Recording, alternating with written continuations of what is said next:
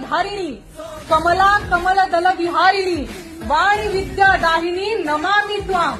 मतलब जब भारत माता का भी वर्णन हुआ तो तुम्ही दुर्गा दशप्रहरण धारिणी, वो दशभुजा देवी का अवतार बनाया। जब दशभुजा देवी ने अवतार लिया था तो वो कैसी हुई थी? उन्होंने बोला था कि अहंग दुर्गी अहंग राष्ट्री, मतलब मैं दुर्गा हूँ और मैं एक राष्ट्र हूँ। और मेरा राष्ट्र का सामर्थ्य कैसे बनता है? जब मैं हर किसी से कुछ ना कुछ लेती हूँ तो मैं एक राष्ट्र बनती हूँ। जैसे मैंने विष्णु से उसका शंख लिया है, ब्रह्मा से वेद लिए हैं, शंकर से उसकी शक्ति ली है, वैसे एक राष्ट्र का है।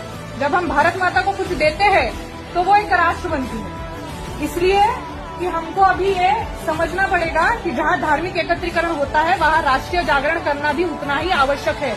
आप सबने एक भजन सुना होगा, वैसी परिस्थिति हमारे देश की है। समय कम है, लंबी है मंजिल, तुम्हें तेज कदम चलना होगा।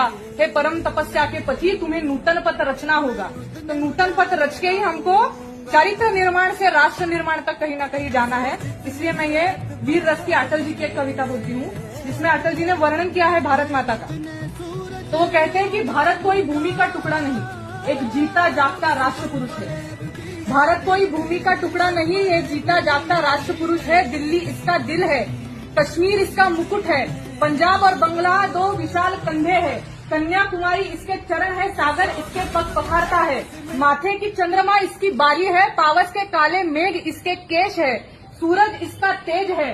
ये वंदन की धरती है, अभिनंदन की धरती है, ये अर्पण की भूमि है, ये तर्पण की भूमि है। इसकी नदी नदी हमारे लिए गंगा है, इसका कंकड़ कंकड़ हमारे लिए शंकर है।